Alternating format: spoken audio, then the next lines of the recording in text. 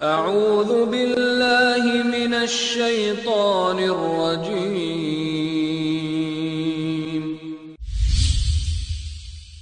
بسم اللہ الرحمن الرحیم۔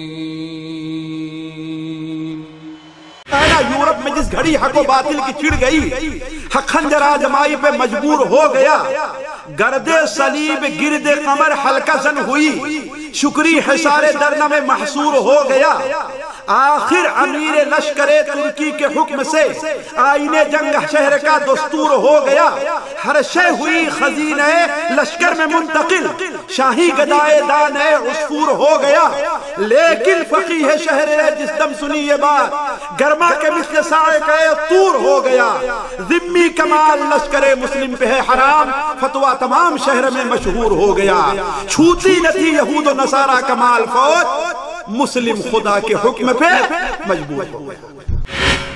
ہماری زندگی کا آپ ایسے جز ہیں کہ جب تک ہمارے جسم کے اندر روح موجود ہے، نبی کریم صلی اللہ علیہ وسلم کی یاد ہم سے الگ نہیں ہونی چاہیے۔ اگر ہم سے جدا ہو گئی اس کا مطلب کیا ہے؟ ہم نے اللہ کے رسول نہیں مانا۔ لوگ یہ سمجھتے ہیں کہ سال بھر میں ایک دن اگر نبی کریم صلی اللہ علیہ وسلم کی پیدائش کے اوپر خوشی منا لی جائے تو آپ سے محبت کا حق ادا ہو گیا۔ اللہ کی قسم یہ آپ کے اوپر ظلم ہوگا، آپ سے محبت کا حق نہیں ہوگا اگر سارے سال ہم آپ کو بھولے رہ گئے۔ آپ یاد کراتے تھے، حتیٰ کہ صحیح بخاری اور صحیح مسلم میں حضرت عبداللہ بن مسعود بیان فرماتے ہیں کہ میں نے نبی کریم صلی اللہ علیہ وسلم کی زبان سے 70 سورتیں یاد کی، کہیں لکھ کر کے نہیں۔ یہ دیکھیں آپ کیسے پڑھایا کرتے صحابہ کرام، تو گویا خود نبی کریم صلی اللہ علیہ وسلم صحابہ کرام کے ساتھ بیٹھ کر کے جو قرآن مجید آپ کے اوپر نازل ہوا کرتا کیا کرتے تھے کہ ہمیں آپ کو یہ قرآن مجید کا ترجمہ نہیں کہنا ہے، اس لیے قرآن اللہ کا کلام ہو، اس کا ترجمہ کوئی نہیں کر سکتا۔ یہ کہنا غلط ہے قرآن مجید کا ترجمہ۔ اسی لیے نبی کریم صلی اللہ علیہ وسلم نے شرک سے جو باطنی غلاظت ہے منع فرمایا، حسد سے منع فرمایا، بغض سے، نفرت سے آپ نے یہ فرما دیا ہے کہ ایمان کو حسد اور ایمان کسی مومن کے دل میں جمع نہیں ہو سکتے ہیں۔ اگر ایمان ہے تو حسد نہیں رہے گا، اور اگر ہے تو پھر ایمان۔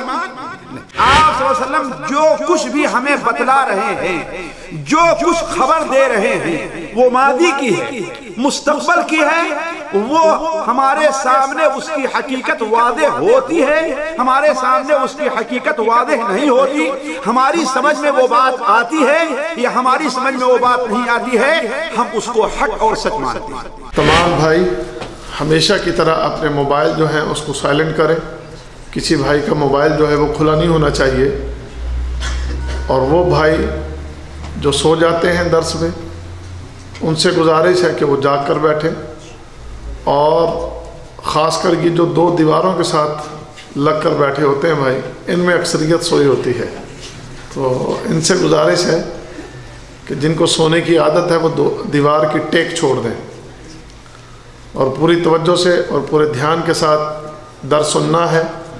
جیسے کہ آپ سب جانتے ہیں کہ شیخ محترم کا درس جو ہوتا ہے بڑا علمی درس ہوتا ہے، علمی و اصلاحی، اس میں ہمارے لیے بہت سی علمی باتیں بھی ہوتی ہیں اور ہماری اصلاح کے لیے بھی بہت سی چیزیں ہوتی ہیں۔ ایسے علماء کرام ہمارے لیے اللہ کی طرف سے بہت بڑی نعمت ہے، ان سے استفادہ کرنا میرے بھائیوں انتہائی اہم اور انتہائی ضروری ہے، کیونکہ ایسے علماء کے علم کی بدولت ہم بہت سی گمراہیوں سے اور بہت سی غلط راہوں سے الحمدللہ بچ جاتے ہیں۔ آج ہمارے معاشرے میں جو بہت زیادہ بدعات، خرافات اور دین سے دوریاں نظر آ رہی ہیں، اس کی اصل وجہ ایسے علماء کی کمی ہے، علماء حق اور ایسی علمی شخصیات۔ میرے بھائیوں آج خاص کر ہمارے ملکوں میں، پاکستان میں، ہندوستان میں، بنگلہ دیش میں، ان ملکوں میں بہت زیادہ کمی ہے۔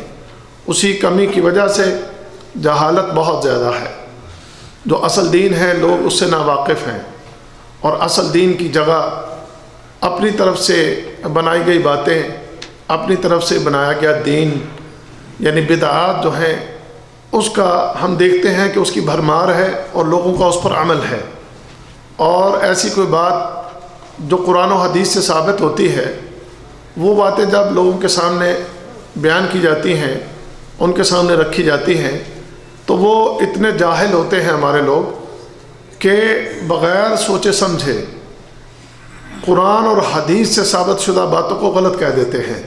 اتنی زیادہ جہالت ہے۔ تو اس جہالت کو دور کرنے کے لیے ایسی علمی شخصیات سے استفادہ کرنا بہت ہی اہم اور بہت ہی ضروری ہے۔ ہم یہاں اللہ کا بہت بڑا احسان اور بہت بڑا کرم ہے کہ اپنے یہاں اس مرکز میں آپ کے لیے یہ کوشش کرتے رہتے ہیں کہ ایسے علماء حق کو دعوت دیتے رہیں، وہ ہمارے پاس تشریف لائیں اور آپ تمام بھائیوں کے علمی پیاس کو بجھائیں۔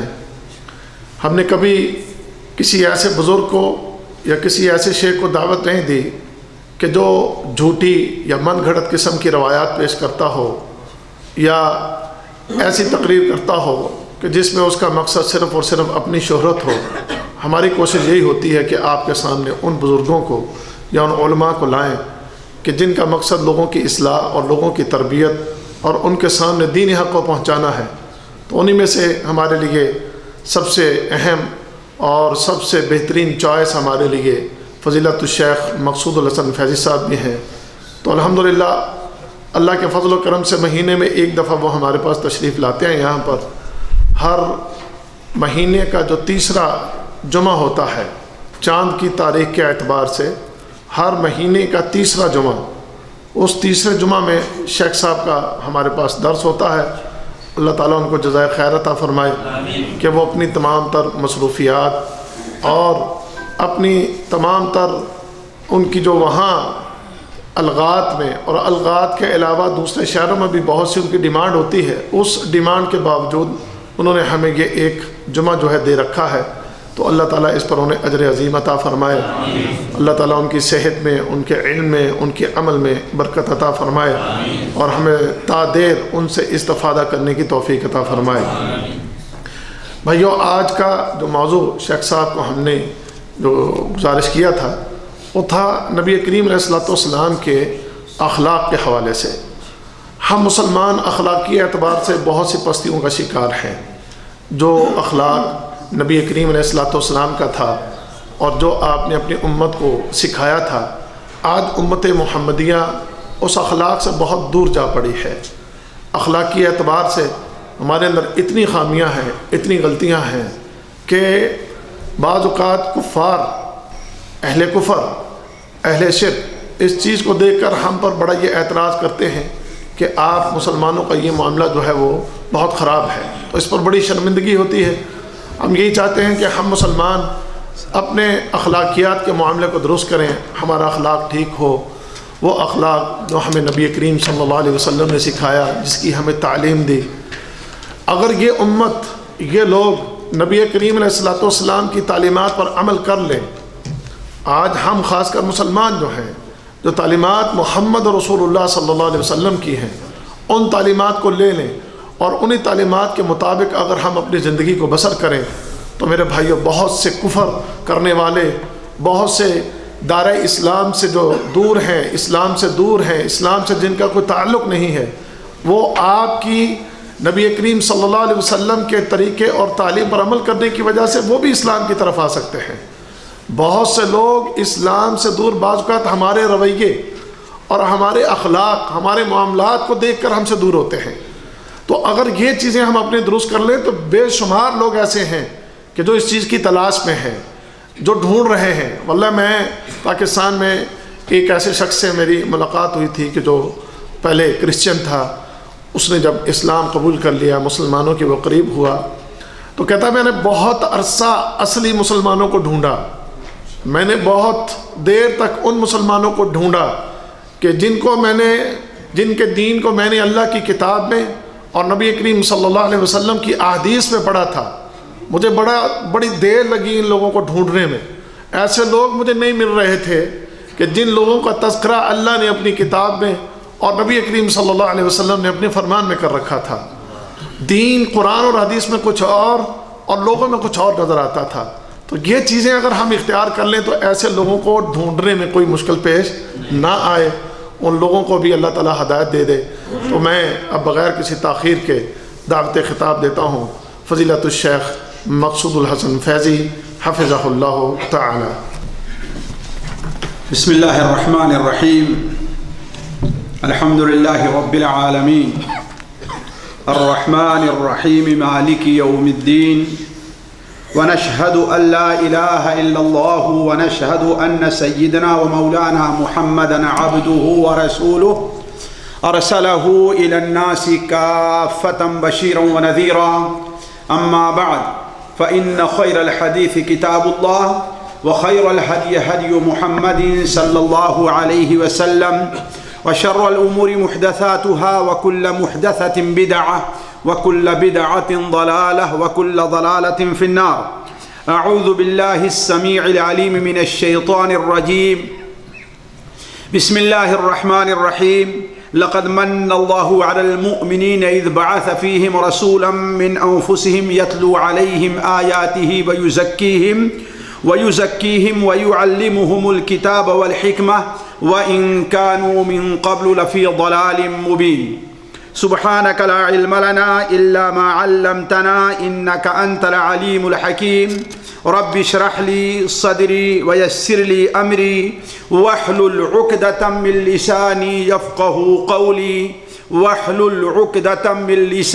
يفقه قولي عزیز ساتھیوں، قابل احترام دینی بھائیوں، السلام علیکم ورحمۃ اللہ وبرکاتہ۔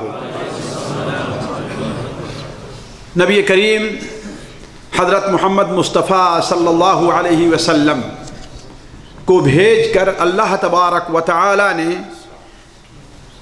اس دنیا میں بسنے والوں پر اپنا بہت بڑا رحم اور بہت بڑا کرم کیا ہے، لیکن اسی کے ساتھ ساتھ یہ بھی بہت بڑا المیہ ہے کہ آج اور خصوصاً آج اور ان سالوں میں مسلمانوں کی ایک بہت بڑی جماعت نبی کریم صلی اللہ علیہ وسلم کے بعثت کے مقصد کو سمجھ نہیں رہی ہے۔ آپ صلی اللہ علیہ وسلم اس دنیا میں تشریف لے آئے اور اللہ تبارک و تعالی نے آپ کے ذمے کیا ڈیوٹیاں اور کیا آپ کے کام رکھے تھے، اور ان کاموں کو آپ صلی اللہ علیہ وسلم نے، اس میں تو کوئی شک نہیں کہ بڑے اچھے اور مکمل انداز میں ادا کر دیا، لیکن لوگوں نے اس سے کس قدر انحراف کیا، یا ایک بہت بڑی جماعت کیسے اس سے انحراف کر رہی ہے کہ نبی کریم صلی اللہ علیہ وسلم کی بعثت کا مقصد فوت ہوتا نظر آ رہا ہے، جبکہ انشاءاللہ ایسا کبھی نہیں ہوگا۔ آپ صلی اللہ علیہ وسلم کے ماننے والوں کی ایک جماعت ایسی رہے گی جو قیامت تک حق کے اوپر قائم رہے گی، لیکن بات اس طرف ہے کہ بہت سے لوگوں نے آپ صلی اللہ علیہ وسلم کی بعثت کے مقصد کو ترک کر دیا ہے۔ آپ صلی اللہ علیہ وسلم کو لوگوں نے دنیا کا صرف ایک عظیم انسان سمجھا ہے، آپ کو لوگوں نے دنیا کا ایک بہت بڑا کامیاب حاکم سمجھا ہے، دنیا کا ایک بہت بڑا محسن انسان سمجھا ہے، اور یہی سمجھ ہے لوگوں کی جو اگرچہ کسی ایک معمولی ناحیے سے صحیح ہو، لیکن مکمل طور پر یہ بات صحیح نہیں ہے۔ اس میں کوئی شک نہیں ہے کہ نبی کریم صلی اللہ علیہ وسلم دنیا کے عظیم اور عظیم تر انسان ہیں۔ اللہ کے رسول صلی اللہ علیہ وسلم کا دنیا پر سب سے بڑا احسان اور بہت بڑا احسان ہے، اللہ تبارک و تعالیٰ کا بہت بڑا فضل ہے آپ جو اس دنیا میں تشریف لے آئے۔ لیکن اس کے ساتھ ساتھ ہم آپ صلی اللہ علیہ وسلم کو دنیا کا صرف ایک عظیم انسان ہی نہیں مانتے، ہم اللہ تبارک و تعالیٰ کی ایک عظیم مخلوق نہیں تسلیم کرتے، بلکہ اس کے ساتھ ساتھ ہم نبی کریم صلی اللہ علیہ وسلم کو اللہ تبارک و تعالیٰ کا اصل میں ہم رسول سمجھتے ہیں۔ ہم یہ نہیں کہتے کہ محمد ابن عبداللہ، لا الہ الا اللہ محمد ابن عبداللہ، ہم یہ نہیں کہتے، ہم کیا کہتے ہیں؟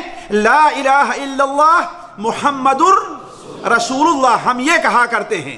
تو جب تک کوئی شخص نبی کریم صلی اللہ علیہ وسلم کو ایک عظیم انسان، ایک عظیم شخصیت کے ساتھ ساتھ ایک عظیم رسول نہیں مانے گا، اور کسی رسول پر ایمان لانے کا کیا معنی ہوتا ہے اور ایک رسول پر ایمان لانے کے اندر کیا کیا چیزیں داخل ہیں، جب تک اسے قبول نہیں کرے گا اس وقت تک کوئی انسان نبی کریم صلی اللہ علیہ وسلم کی بعثت کا جو مقصد ہے اور اس پر ایمان کا جو مقصد ادا نہیں کر سکتا۔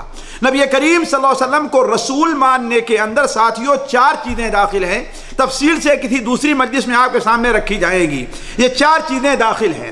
پہلی چیز تو یہ ہے کہ جہاں ہم اللہ کے رسول صلی اللہ علیہ وسلم کو ایک عظیم انسان، ایک بڑی شخصیت مانتے ہیں، ساتھیوں میں یہ بات اس لیے کہہ رہا ہوں کہ کسی بھی بڑی شخصیت کو انسان بڑی شخصیت سمجھتا ہے، خواہ اس کے آراء اور افکار، اس کے اسوہ اور اس کے طریقے سے وہ متفق ہو یا متفق نہ ہو۔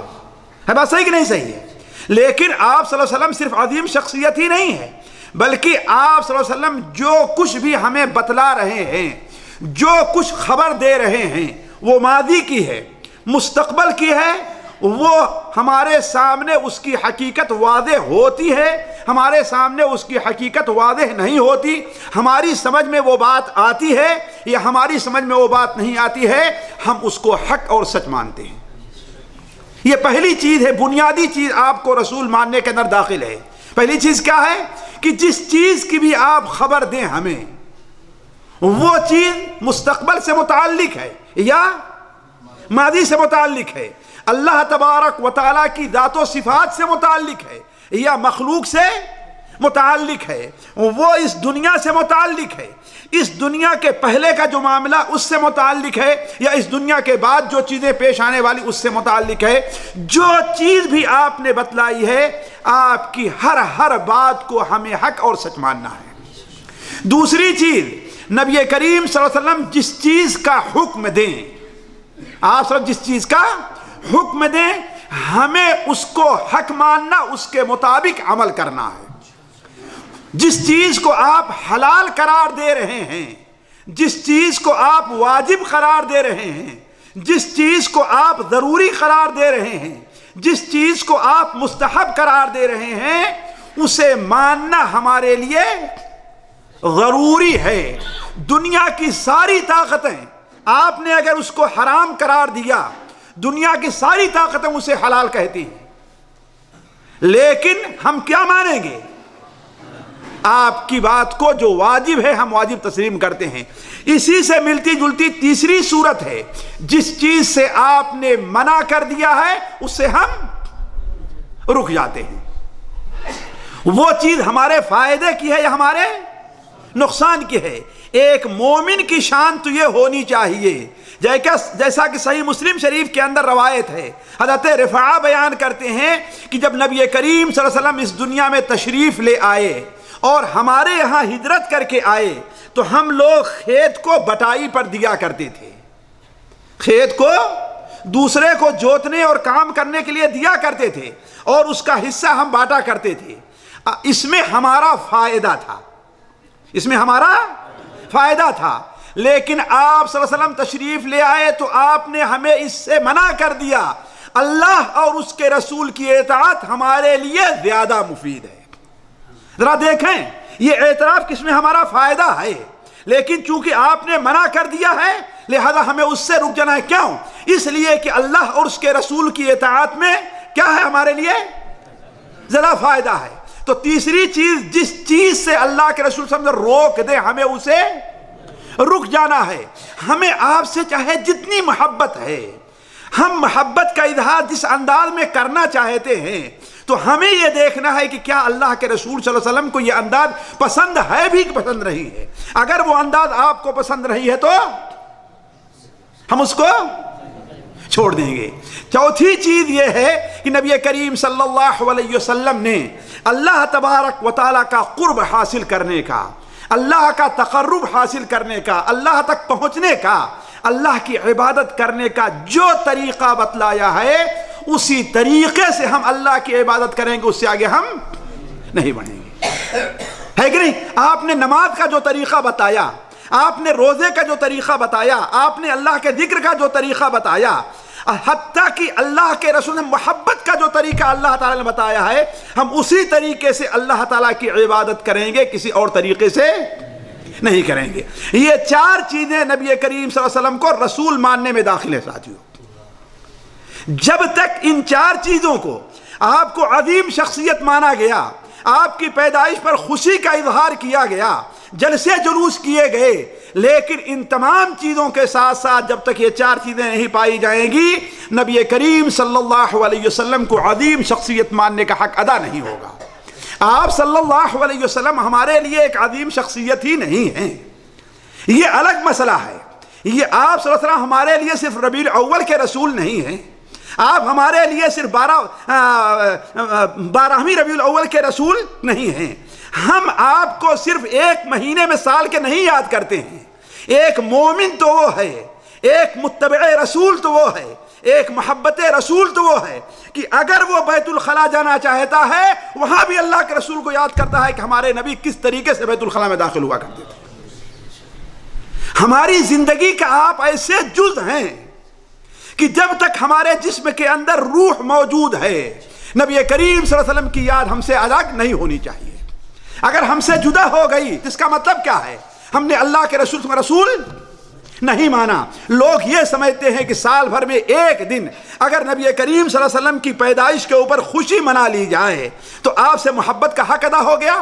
اللہ کی قسم یہ آپ کے اوپر ظلم ہوگا, آپ سے محبت کا حق نہیں ہوگا. اگر سارے سال ہم آپ کو بھولے رہ گئے تو, اگر ہم نے آپ کو صرف دنیا کی ایک عظیم شخصیت سمجھا, دنیا پر سب سے بڑا احسان کرنے والا سمجھا, لیکن آپ کو اگر ہم نے اللہ کا رسول نہیں مانا اور اللہ کے رسول ماننے میں جو جو چیزیں داخل ہیں اگر ہم نے اسے قبول نہیں کیا تو آپ صلی اللہ علیہ وسلم پر ایمان کا حق ہم نے ادا نہیں کیا ہے. تو کہنے کا مطلب یہ ہے کہ آج امت مسلمہ کا ایک بہت بڑا حصہ ساتھیوں نبی کریم صلی اللہ علیہ وسلم کے اس دنیا میں بعثت کا جو مقصد تھا اس سے کیا ہے دور ہو چکی.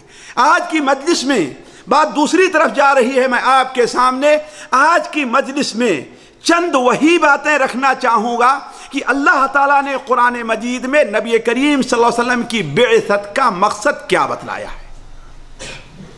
اگر ہم نے اس پر عمل نہیں کیا تو اس کا مطلب ہے کہ ہم آپ کی پیدائش پر خوش نہیں ہو رہے ہیں. ایک شخص ہے ساتھیوں, میں برابر کہتا ہوں, ایک شخص ہے اپنے باپ کے پاس بیٹھا ہے, ہر قسم کی صحت مال وقت اللہ نے اسے دیا ہے. اس کا باپ بیمار ہے, بیماری سے کراہ رہا ہے, وہ ہاسپٹل جانے کا محتاج ہے, دوا کا محتاج ہے. وہ اپنے باپ کے سراہنے بیٹھا رو رہا ہے, باپ کو نہ دوا لا کے دیتا ہے, نہ باپ کو ہاسپٹل لے کے جاتا ہے, اور اس کے محبت میں آنسو بہا رہا ہے. تو آپ اسے کیا کہیں گے کہ اس سے بڑا بیوقوف آدمی دنیا میں کوئی نہیں ہوگا. تو جو شخص نبی کریم صلی اللہ علیہ وسلم کی تمام تعلیمات کو, جس سے آپ کو نفرت ہے وہی کام کرتا ہے, جس سے آپ کو بغض ہے وہی کام کرتا ہے, آپ سے محبت کے نام پر جس چیز میں آپ کے آنکھوں کی ٹھنڈک تھی یعنی نماز, اس کو چھوڑ دیتا ہے, تو بتائیے وہ اللہ کے رسول سے محبت کا اظہار کر رہا ہے یا آپ سے بغض و نفرت کا اظہار کر رہا ہے؟ تو کہنے کا مطلب یہ ہے کہ نبی کریم صلی اللہ علیہ وسلم کے بعثت کے مقصد کو ساتھیوں سمجھنے کی ضرورت ہے, اور یہ چیز اللہ تعالیٰ نے قرآن مجید میں بڑے واضح طور پر بیان کر دی ہے. خصوصاً 4 جگہ قرآن مجید میں نبی کریم صلی اللہ علیہ وسلم کی بعثت سے متعلق اللہ تبارک و تعالیٰ ارشاد فرماتا ہے. پہلی چیز پہلی آیت جو ہم نے آپ کے سامنے تلاوت کی ہے ابھی خطبے کے اندر, اللہ تعالیٰ فرماتا ہے لَقَدْ مَنَّ اللَّهُ عَلَى الْمُؤْمِنِينَ. یہ سورہ آل عمران میں ہے. اللہ تعالیٰ نے بہت بڑا احسان کیا ہے مومنین کے اوپر. اِذْ بَعَثَ فِيهِمْ رَسُولًا. وہ احسان کیسے ہوا ہے؟ یہ کہ انہی میں سے من انفسہم, انہی میں سے کوئی فرشتہ نہیں, کوئی کسی اور کوکب اور سیارے کا بر آدم کا رہنے والا انسان نہیں, کوئی اور ذات نہیں, انہی میں سے, انہی کے خاندان میں سے, یا کہہ لیجئے انہی جیسے ان کی پیدائش آدم علیہ السلام سے ہے ویسے نبی صلی اللہ علیہ وسلم بھی انہی میں سے ہیں. ایک رسول بھیجا یتلو علیہم آیاتہ, جو ان کے اوپر کیا پہلا مقصد دیکھیے ساتھیوں, آیات الہی کی تلاوت کرتا ہے. دوسرا مقصد کیا ہے؟ وَيُزَكِّيهِمْ، اور ان کا تزکیہ کرتا ہے، وَيُعَلِّمُهُمُ الْكِتَابَ وَالْحِكْمَةَ، اور انہیں کتاب و حکمت کی تعلیم دیتا ہے۔ هُوَ الَّذِي بَعَثَ فِي الْأُمِّيِّينَ رَسُولًا مِّنْهُمْ، سورہ جمعہ کے اندر جو سورت اللہ کے رسول صلی اللہ علیہ وسلم جمعہ کو اکثر پڑھا کرتے تھے، اس میں اللہ تعالیٰ فرماتا هُوَ الَّذِي بَعَثَ فِي الْأُمِّيِّينَ رَسُولًا مِّنْهُمْ، اللہ تعالیٰ کی ذات یہ ہے کہ امی لوگوں میں انہی میں سے ایک رسول بھیجا، یتلو علیہم آیاتہ ویزکیہم ویعلمہم الکتاب والحکمہ، جو ان کے اوپر اللہ کے آیات کی تلاوت کرتا ہے، ویزکیہم، ان کا تزکیہ کرتا ہے، ویعلمہم الکتاب والحکمہ، انہیں کتاب و حکمت کی تعلیم دیتا ہے۔ اور یہ چیز اللہ تبارک و تعالیٰ نے حضرت ابراہیم علیہ السلام کی زبان پر بھی، کہ حضرت ابراہیم علیہ السلام اپنے بیٹے حضرت اسماعیل کے ساتھ مل کر کے جب خانہ کعبہ کی تعمیر سے فارغ ہو گئے تو اللہ تعالیٰ سے دعا کیا کہ اے اللہ تعالیٰ میرے اس عمل کو قبول فرما، اے اللہ اگر ہم سے اس میں کچھ کوتاہی ہے تو توبہ کرتے ہیں، ہماری توبہ قبول فرما۔ اور فرمایا اللہ تعالیٰ وَبْعَثْ فِيهِمْ رَسُولًا، اے اللہ تعالیٰ ان میں سے کوئی رسول بھیجنا جو ان کے اوپر تیری آیات تلاوت کرے گا، ان کا تزکیہ کرے گا اور انہیں کتاب و حکمت کی تعلیم دے گا۔ تو ساتھیوں، قرآن مجید میں 4 جگہ نبی کریم صلی اللہ علیہ وسلم کی بعثت کا یہ مقصد بیان ہوا ہے۔ وہ 4 چیزیں کیا ہیں ساتھیوں؟ یاد رہیں گی؟ پہلی چیز کیا ہے؟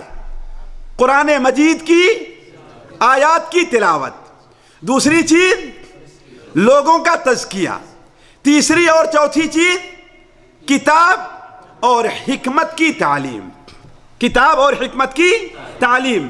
اب انہی 4 چیزوں پر اختصار کے ساتھ میں آپ کے سامنے گفتگو کرتا ہوں۔ پہلی چیز جو بیان کی گئی ہے وہ یہ ہے کہ یتلو علیہم آیاتہ، ان کے اوپر آیات الہی کی تلاوت کرتا ہے۔ تلاوت ہے کیا چیز ساتھیوں؟ تلا یتلو کے اصل معنی ہوا کرتا ہے پیروی کرنا، کسی کے پیچھے چلنا، ہے کہ نہیں؟ اصل میں تلاوت یہ ہے کہ ایک آدمی کوئی چیز پڑھے اور آپ اس کے پیچھے پڑھتے جائیں، ہے کہ نہیں؟ اسی لیے قرآن مجید سے متعلق اللہ تعالیٰ ارشاد فرماتا ہے فَإِذَا قَرَأْنَاهُ فَاتَّبِعْ قُرْآنَهُ، جب ہم آپ کو پڑھا دیں حضرت جبرائیل کے ذریعے تو آپ اس کے بعد پڑھتے جائیے۔ تو تلاوت کا معنی کیا ہے؟ اصل معنی پیروی کرنے کے ہے۔ تو گویا تلاوت، اسی لیے تلاوت قرآن مجید میں یا حدیث میں صرف اللہ کی کتابوں کے بارے میں نازل ہوا ہے، بس عام کتابوں کے بارے میں صرف اللہ کی نازل کرنا کتابوں کے بارے ہی میں حدیث اور قرآن میں لفظ تلاوت آیا ہے۔ کیوں؟ اس لیے کہ اللہ کی جو کتابیں ہوتی ہیں ضروری یہ ہے کہ جن الفاظ میں جس طریقے سے جیسے اس کو نازل کیا گیا ہے بغیر کسی تغیر تبدل کے اس کو ویسے ہی پڑھا جائے، اس میں کچھ کمی اور زیادتی نہ کی جائے۔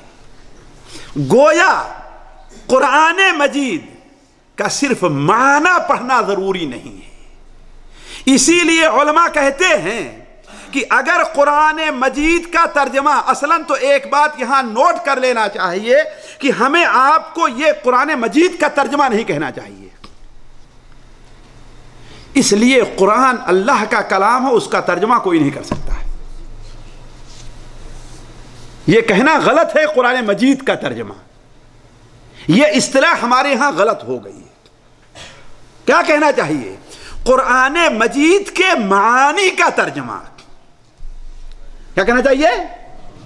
قرآن مجید کی، یعنی اس قرآن، ان الفاظ کے جو معانی ہم نے سمجھے ہیں ہم اس کو اپنی زبان میں ادا کر رہے ہیں، نہ کہ قرآن کے معانی کو اپنی زبان، قرآن کو اپنی زبان میں ادا کر رہے ہیں۔ آ رہی بات سمجھنا؟ تو قرآن مجید جو ہے یہ اللہ تعالیٰ کا کلام ہے، اس کا کوئی آدمی ترجمہ نہیں کر سکتا ہے۔ اللہ کے کلام کا ترجمہ نہیں، البتہ اللہ کے کلام میں جو معانی پائے جا رہے ہیں ان معانی کا ہم ترجمہ گویا اپنی زبان میں ہم ادا کر رہے ہیں۔ کیوں؟ اس لیے کہ پتہ نہیں اللہ کا جو کلام ہے اس میں کتنی خوبی ہے ساتھیوں، اس میں کتنی اچھائی ہے، اس میں کتنی برکت ہے، آیا ہم اس کو ادا بھی کر پائیں گے کہ نہیں کر پائیں گے؟ ظاہر بات یہ چیز نہیں ہے۔ لہذا ہم یہ نہیں کہتے ہیں کہ ہم قرآن کا ترجمہ کر رہے ہیں، ہم کیا کہیں گے؟ ہم قرآن کے معانی کا ترجمہ کر رہے ہیں۔ اسی لیے دیکھیں گے یہ قرآن مجید جو یہاں سے چھپا ہوا ہے اردو ترجمے کے ساتھ، اس میں کیا لکھا ہے؟ ترجمۃ معانی القرآن، یہ نہیں لکھا ہے ترجمۃ القرآن، کیا لکھا ہے؟ ترجمۃ معانی القرآن، یعنی قرآن کے معانی کا ترجمہ۔ یہ بات ساتھیوں میں اس لیے کہہ رہا ہوں کہ ہمارے یہاں بہت سے لوگ کہتے ہیں کہ بغیر ترجمہ کے قرآن پڑھنے سے کوئی فائدہ نہیں ہے، کہتے ہیں نا بغیر ترجمہ کے قرآن پڑھنے، بغیر سمجھے قرآن پڑھنے کا کوئی فائدہ، یہ بات صحیح نہیں ہے، یہ بات غلط ہے۔ ہم یہ نہیں کہتے اس کا معنی نہیں سمجھ، آگے بات آ رہی ہے وَيُعَلِّمُهُ، اس لیے کہ اللہ تعالیٰ نے الگ الگ بیان فرمایا ہے يَتْلُو عَلَيْهِمْ آيَاتِهِ وَيُعَلِّمُهُمُ الْكِتَابِ، پہلے کیا فرمایا؟ يَتْلُو عَلَيْهِمْ آيَاتِهِ، ان کے سامنے آیات کی تلاوت کرتا ہے، وَيُعَلِّمُهُ الْكِتَابِ، انہیں کتاب کی تعلیم دیتا ہے۔ گویا کیا ہے؟ الفاظ کا اہتمام اور معانی کا اہتمام دونوں الگ الگ چیزیں ہیں۔ اسی لیے ساتھیوں اگر اردو زبان میں، انگلش زبان میں، ہندی زبان میں یا دنیا کی کسی بھی زبان میں اگر کوئی آدمی قرآن کے معانی کا ترجمہ کر کے صرف لکھتا ہے تو ہم اسے قرآن نہیں کہیں گے، اسے قرآن، اگر وہ اپنی زبان میں نماز میں پڑھتا ہے تو ہم کہیں گے اس کی نماز نہیں ہوئی۔ آ رہی بات سمجھنا؟ وہ گیا قرآن نہیں کہلایا جائے، نہ ہم یہ کہیں گے کہ اس کے ایک لفظ کے اوپر، ایک حرف پر اسے 10 نیکیاں مل رہی ہیں، اور نہ ہی قرآن چھونے کے جو آداب ہیں ہم یہ کہیں گے کہ ان آداب کو مد نظر رکھنا یہاں پر، اس لیے کہ قرآن مجید چھونے کے لیے بوضو ہونا ضروری کہ نہیں ضروری ہے کہ نہیں ہے؟ ناپاکی کی حالت میں قرآن، لیکن اگر کوئی اس کا ترجمہ پڑھ رہا ہے تو معنی کا ترجمہ تو کیا ہے؟ یہ چیز کیا چھو رہا ہے تو یہ چیز، اس کا مطلب یہ ہے ساتھیوں کہ قرآن اپنے الفاظ میں بھی قرآن ہے اور اپنے معانی میں بھی قرآن ہے، دونوں سے الگ ہٹ کر کے قرآن نہیں۔ آ رہی بات سمجھنا؟ تو پہلی چیز یہ ہے کہ قرآن کی آیات کی اللہ تبارک، اللہ کے رسول صلی اللہ علیہ وسلم کیا کرتے تھے؟ تلاوت کرتے تھے۔ اسی لیے قرآن کی تعریف جو علماء کہتے ہیں وہ کہتے ہیں کہ کلام اللہ المعجز المنزل علی رسولہ محمد صلی اللہ علیہ وسلم المتعبد بتلاوتہ، جس طریقے سے قرآن مجید کی ہم تفسیر پڑھتے ہیں تو ہم ثواب کی امید رکھتے ہیں، ایسے قرآن مجید کے الفاظ کی بھی ہم تلاوت کرتے ہیں تو کیا ہے؟ ہم ثواب کی امید رکھتے ہیں۔ تو بات یہاں سے چلی تھی کہ پہلا نبی کریم صلی اللہ علیہ وسلم کی آمد کا مقصد کیا بیان کیا ساتھیوں؟ کہ قرآن مجید کی، نبی کریم صلی اللہ علیہ وسلم صحابہ کرام کو جب قرآن مجید نازل ہو جایا کرتا تھا تو اس کے پڑھانے اور اس کے یاد رکھانے کا بڑا اہتمام کیا کرتے تھے۔ آپ خود لوگوں کو پڑھایا کرتے تھے، اس کی ترغیب دیا کرتے تھے، آپ یاد کراتے تھے، حتیٰ کہ صحیح بخاری اور صحیح مسلم میں حضرت عبداللہ بن مسعود بیان فرماتے ہیں کہ میں نے نبی کریم صلی اللہ علیہ وسلم کی زبان سے 70 سورتیں یاد کی ہیں، کہیں لکھ کر کے نہیں۔ یہ دیکھیں آپ کیسے پڑھایا کرتے صحابہ کرام کو۔ تو گویا خود نبی کریم صلی اللہ علیہ وسلم صحابہ کرام کے ساتھ بیٹھ کر کے جو قرآن مجید آپ کے اوپر نازل ہوا کرتا تھا کیا کرتے تھے؟ اس کی تلاوت کرتے تھے، انہیں پڑھاتے تھے، انہیں یاد۔ جب ایک صحابی عبداللہ مسعود کہہ رہے ہیں کہ 70 سورتیں ساتھیوں، کتنی سورتیں؟ ایک دو نہیں بلکہ 70 سورتیں ہم نے آپ کی زبان سے، یعنی گویا آپ سے سن کر کے ہم نے یاد کیا ہے۔ اور اس کا اہتمام یہ تھا ساتھیوں کہ آپ صلی اللہ علیہ وسلم بعض خصوصی صحابہ کو اپنے پاس بلا کر کے انہیں بعض خاص صورتیں پڑھایا کرتے تھے. چنانچہ صحیح بخاری اور صحیح مسلم میں حضرت ابی بن کعب بیان روایت ہے کہ انس بن مالک کی روایت ہے کہ اللہ کے رسول نے ابی بن کعب سے کہا، اے ابی، اللہ تعالیٰ نے مجھے حکم دیا ہے کہ میں تمہیں سورہ لم یکن الذین کفروا یاد کرا دوں تم کو. حضرت ابی نے کہا، اے اللہ کے رسول، اللہ نے میرا نام لیا ہے؟ کہا ہاں میرا نام لیا ہے. حضرت ابی بن کعب خوشی سے رونے لگے ایک ساتھیوں. تو کہنے کا مطلب یہ ہے کہ قرآن مجید کی تلاوت کرنا صحابہ کرام پر، تاکہ صحابہ کرام اسے سنیں اور کس طریقے سے کون سا لفظ کہاں ادا کیا جائے گا. اسی لیے ساتھیوں ہم یہ کہتے ہیں کہ جو لوگ قرآن مجید، بسا اوقات ہمارے ہاں چلتا ہے ایک مسئلہ بھی سمجھ لیجئے کہ قرآن مجید کے الفاظ کو لوگ ہندی یا انگلش میں ادا کرتے ہیں. جیسے الحمدللہ ہے تو کیا ال لکھتے ہیں، ہے کہ نہیں؟ یہ چیز وقتی طور پر کسی کے سمجھانے کے لیے ایک دو لفظ ہو سکتے ہیں، لیکن ان الفاظ میں قرآن مجید کو نقل کرنا یہ جائز نہیں ہے. ہماری بات سمجھے نا؟ یعنی ہم پورے قرآن کو الحمدللہ رب العالمین ہندی یا انگلش میں نقل کر جائیں، یہ جائز نہیں ہے. اس لیے کہ قرآن مجید سے کیا تلقی ہے، وَإِنَّكَ لَتُلَقَّى الْقُرْآنَ مِن لَدُنْ حَكِيمٍ عَلِيمٍ. وَإِنَّكَ لَتُلَقَّى الْقُرْآنَ، تلقیہ کس کو کہتے ہیں؟ جسے بالمشافہہ لیا جائے، ہے نا؟ شفاہ سے یعنی ہونٹ، ایک دوسرے کو ہونٹ ہل رہے ہیں، آواز نکل رہی ہے اور دوسرا اس کو قبول کر رہا ہے، یہ چیز ہے. تو کہنے کا مطلب ہے کہ اللہ کے رسول صلی اللہ علیہ وسلم کا جو یہ تھا، اس پر آپ نے بڑی خصوصی توجہ دی. صحابہ کرام کو قرآن مجید کو آیت نازل ہوتی تو آپ خود پڑھاتے اور انہیں یاد کراتے، اور یہی نہیں کہ ایک بار پڑھ لیا، جیسے ہوتا نا آپ نے ایک کتاب پڑھ لیا ایک بار دو بار معاملہ ختم ہو گیا، نہیں. اس کے بار بار پڑھتے رہنے، اس کو بار بار دہراتے رہنے کی آپ برابر تلقین کرتے رہے. اسی لیے تو آپ نے سنا ہوگا بعض صحابہ کرام تھے جو پورا قرآن ایک دن میں ختم کرتے تھے، ہے نا؟ حالانکہ آپ نے اس سے عام حالات میں منع فرمایا ہے. حضرت عثمان غنی اسی میں ہیں کہ پوری رات میں صرف ایک رکعت میں پورا قرآن پڑھا ہے انہوں نے. یہ نبی کریم صلی اللہ علیہ وسلم تعلیم کا اثر تھا. اور آپ کے زمانے میں حفاظ قرآن اللہ بہتر جانتا ہے معلوم نہیں کتنی تعداد میں تھے. خود آپ سوچیں بیر معونہ کے موقع پر جہاں پر آپ نے بھیجا تھا، سیرت پڑھیے، اس میں 70 صحابہ جو حافظ قرآن تھے وہ شہید ہوئے تھے، ہے کہ نہیں؟ اسی طریقے سے جنگ معرکہ یمامہ میں جو جنگ ہوئی تھی اس میں بھی 70 صحابہ ایسے تھے جو حافظ، سوچے کتنی تعداد رہی ہوگی. اور ساتھیوں میں تو کہتا ہوں کاش کہ ہمارا توجہ دیں اس کے اوپر. ساتھیوں قرآن اصل میں نازل ہی ہوا اس لیے ہوا کہ اسے یاد کیا جائے. قرآن کے نزول کا مقصد ہی قرآن مجید میں یہ ہے کہ اسے کیا کیا جائے، یاد کیا جائے. اور میں تو کہتا ہوں کہ کوئی عالم اس وقت تک نہیں بنتا جب تک قرآن میں یاد نہ کر لے. وہ بل ہوا آیات بینات فی صدور الذین اوتوا الکتاب، ہے نا قرآن مجید میں؟ اللہ تعالیٰ کیا سورہ عنکبوت میں ہے؟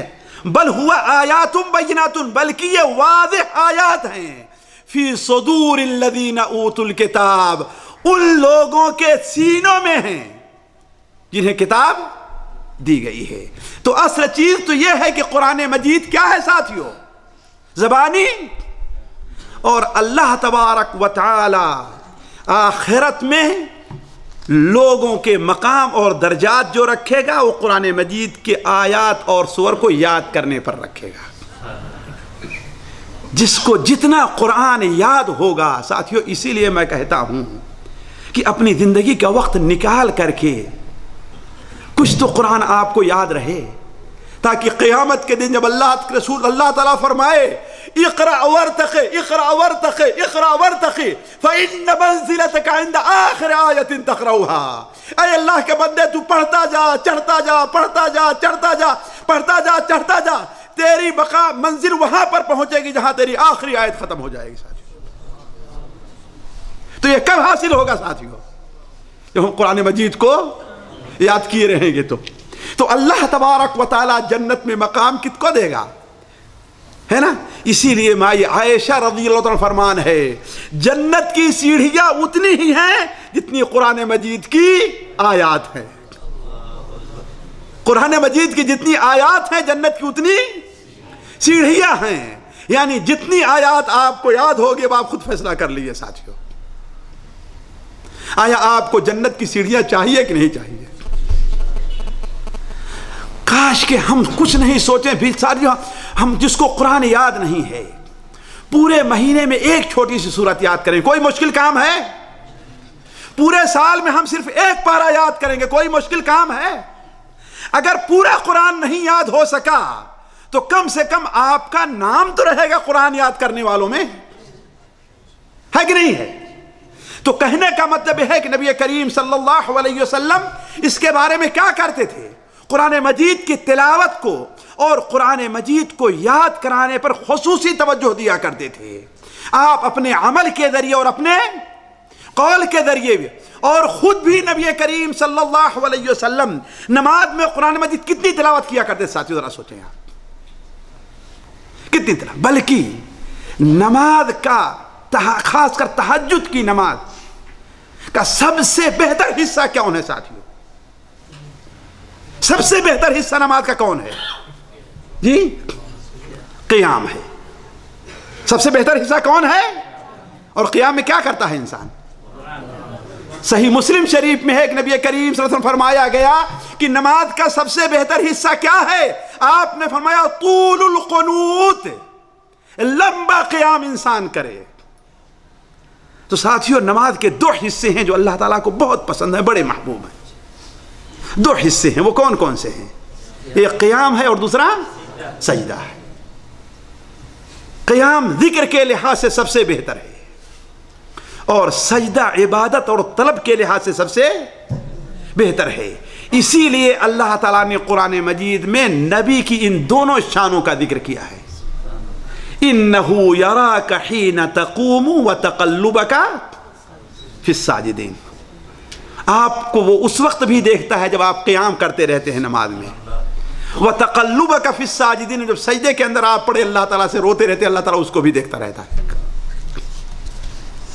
تو سب سے بہتر نماز کا حصہ کون سا ہے ساتھیو اللہ کے نزدیک؟ قیام ہے۔ اور قیام میں کیا ہوتا ہے ساتھیو؟ اسی لیے نبی کریم صلی اللہ علیہ وسلم ساتھیو ذرا سوچیں آپ نے اس کی فضیلت بیان کرتے ہوئے فرمایا، ہم نے کبھی آپ نے سوچا آپ نے اور ہم نے کہ جو شخص روزانہ 10 آیت کا قیام کرتا ہے، 10 آیت پڑھتا ہے نہیں، 10 آیت کا قیام کرتا ہے وہ غافل نہیں لکھا جائے گا، اور جو 100 آیت کا قیام کرتا ہے اللہ تعالیٰ اسے کن لوگوں میں شمار کرے گا؟ قانتین، جو اللہ تعالیٰ کے عبادت گزار ہیں، اور جو 1000 آیت کی تلاوت کرتا ہے ان کا شمار مقنطرین میں ہے جنہیں بڑا ڈھیر سارا اجر مل رہا ہے ساتھیو۔ تو اے آخرت کے مسافر، اے میرے بھائی جن کے بارے میں کوئی امید نہیں کب ان کی آنکھ بند ہو جائے، تو کم سے کم رات میں اٹھ کر کے کچھ نہیں 10 آیات تو تلاوت کر لیں، آپ 2 رکعات تو پڑھ لیں تاکہ آپ کا شمار کم سے کم غافلین میں تو نہ ہو۔ اور اگر جس سے ہو سکے وہ 100 آیت، ساتھیو 100 آیت پڑھنا کوئی مشکل نہیں ہے۔ اللہ تعالیٰ ہماری مجبوریوں ہماری کمزوریوں کو جانتا ہے۔ ہم مثال دوں میں آپ کو، اگر کوئی آدمی سورہ عما یتساءلون یا والمرسلات، عما یتساءلون، ان دونوں سورتوں کو 2 رکعات میں پڑھ لے تقریباً 100 آیات سورہ فاتحہ کو ملا کر کے ہو جائیں گے۔ اور تبارک الذی بیدہ الملک سے آخر تک 1000 آیات سے زیادہ ہیں ساتھیو۔ آدھا پارہ قرآن پڑھنا رات کی نماز میں قیام کے اندر ساتھیو کوئی مشکل نہیں ہے، کوئی بڑے لمبے رکوع اور سجدے کے ساتھ مشکل سے ساتھیو آدھا گھنٹے لگیں گے، کتنا؟ اور آدھا گھنٹے کا حال یہ ہے ساتھیوں کہ ہم مسجد سے بلکہ بھی یہاں درس سے نکلیں گے دروازے پر اپنے بھائی کے ساتھ کھڑے ہو کر کے آدھا گھنٹے بات کرتے رہے، ہمارے پیروں میں درد نہیں ہوگا. ہے بات صحیح کہ نہیں صحیح ہے؟ کرتے رہتے ہیں نا. تو خیر یہ بات دوسری طرف جا رہی ساتھیوں. تو میں یہ کہہ رہا تھا کہ اصل میں قرآن مجید نازل ہی ہوا ہے کہ اسے کیا کیا جائے؟ یاد کیا جائے. تبھی تو آپ نے بیان فرمایا، صحیح بخاری شریف کے اندر روایت ہے مائی عائشہ کی، الماہر بالقرآن مع السفرۃ الکرام البررہ. جو انسان قرآن مجید کا ماہر ہوگا جہاں سے کہہ دو پڑھنا شروع کر دیتا ہے. اس سے علماء نے مراد قرآن مجید کا حافظ لیا ہے. کیا؟ قرآن مجید کا حافظ. تو جو قرآن مجید کا ماہر ہے، حافظ ہے، وہ کیا ہے؟ قیامت کے دن بزرگ شریف فرشتوں کے ساتھ اس کا مقام ہوگا. ذرا سوچیں. اور میں اس طرف نہیں جانا چاہتا ساتھیوں. آپ نے بار بار وہ پڑھا ہوگا کہ نبی کریم صلی اللہ علیہ وسلم نے ارشاد فرمایا، جو قرآن یاد کرے گا اس کے والدین کو قیامت کے دن نور کا تاج پہنایا جائے گا. ہے کہ نہیں؟ آپ نے فرمایا کہ جب یہ اس کے والدین کو یہ مقام ملنے والا ہے تو اس کا کتنا اونچا مقام ہوگا. ذرا سوچیں گے. ہے کہ نہیں؟ تو خیر بات دوسری طرف جا رہی. نبی کریم صلی اللہ علیہ وسلم کا جو پہلا مقصد آنے کا ہے کیا ہے ساتھیوں؟ اب یہی میری دعوت ہے ان لوگوں کو جو عید میلاد منا کر کے اپنی خوشیوں کا اظہار کر رہے ہیں. اللہ کے بندے پوچھ تجھے کتنا قرآن یاد ہے؟ اللہ کی قسم جا کر کے آپ دیکھیں گے تو اس میں 999% ایسے نہیں، ایک قرآن کے مجید کے ایک پارہ بھی یاد نہیں ہوگا. ان کی شکلوں کو دیکھیں، ان کی صورتوں کو دیکھیں. آپ بات صحیح کہ نہیں صحیح؟ تو آپ کی آمد کا مقصد کیسے پورا کیا آپ نے؟ یہ ہے آپ کی آمد کا مقصد. اسی لیے میں کہتا ہوں نبی کریم صلی اللہ علیہ وسلم کو صرف عظیم انسان نہ مانا جائے، بلکہ کیا مانا جائے؟ عظیم رسول مانا جائے، اور ان کے اوپر رسالت پر ایمان لانے کا حق ادا کیا جائے. خیر قرآن مجید کا جو وہ معنی ہے اس کا حفظ کا یہ الگ مسئلہ ہے. میں آگے بڑھتا ہوں ساتھیوں. دوسرا مقصد آپ کے اس دنیا میں آنے کا اس آیت میں کیا بیان ہوا ہے؟ وَيُزَكِّيهِمْ. کیا ہے؟ وَيُزَكِّيهِمْ. ساتھیوں تزکیہ کا معنی اصل میں ہوتا ہے پاکی کے، برکت کے، بڑھوتری کے. پودا بڑھتا رہتا ہے تو کیا؟ زکات. زکات کو زکات کیوں کہتے ہیں؟ اسی لیے کہتے ہیں کہ زکات انسان کے مال کو صاف کرتا ہے اور بڑھاتا ہے. وما آتیتم من ربا لیربو فی اموال الناس فلا یربو عند اللہ وما آتیتم من زکاة تریدون وجہ اللہ فاولئک هم المضعفون. سود دے کر کے جو تم توقع کرتے ہو کہ مال بڑھتا رہے گا، وہ بڑھے گا نہیں، اللہ کے نزدیک نہیں بڑھے گا. اور اگر تم نے زکات دیا اور زکات اللہ کے لیے دیا ہے تو فَأُولَئِكَ هُمُ الْمُضْعِفُونَ. یہی لوگوں کا مال ہے جو بڑھتا جا رہا ہے، بڑھتا جا رہا ہے، بڑھتا جا رہا ہے. جیسا کہ حدیث شریف صحیح مسلم شریف وغیرہ میں ہے نا، یہ ایک انسان اگر ایک کھجور بھی خرچہ کرتا ہے تو اللہ تعالیٰ اسے اپنے دائیں ہاتھ سے قبول فرماتا ہے اور اسے اسی طریقے سے پالتا ہے جیسے تم اپنے گھوڑے کے چھوٹے بچے کو پالتے ہو، یہاں تک کہ بڑا ہو جاتا ہے، یہاں تک کہ وہ کھجور احد پہاڑ سے ہی بڑھا جایا کرتا ہے. تو زکات کا معنی کیا ہے ساتھیوں؟ اصل معنی زکات کا ہے پاکی، برکت اور اضافہ اور بڑھوتری کے. تو تزکیہ وَيُزَكِّيهِمْ، ان کا ان کے نفس کا تزکیہ کرتا ہے. اس کا معنی کیا ہے کہ انسان کو پاکیزہ بناتا ہے، انسان کو سنوارتا ہے، ظاہری اور باطنی غلاظتوں سے اسے صاف کرتا ہے. اسی لیے نبی کریم صلی اللہ علیہ وسلم نے شرک سے جو باطنی غلاظت ہے منع فرمایا ہے، حسد سے منع فرمایا ہے، بغض سے، نفرت سے. آپ نے یہ فرما دیا ہے کہ ایمان کو حسد اور ایمان کسی مومن کے دل میں جمع نہیں ہو سکتے ہیں. اگر ایمان ہے تو حسد نہیں رہے گا، اور اگر ہے تو پھر ایمان نہیں ہے کہ نہیں. تو کیا ہے؟ تزکیہ کرتا ہے لوگوں کا، یعنی ان کے باطنی جو غلاظتیں ہیں.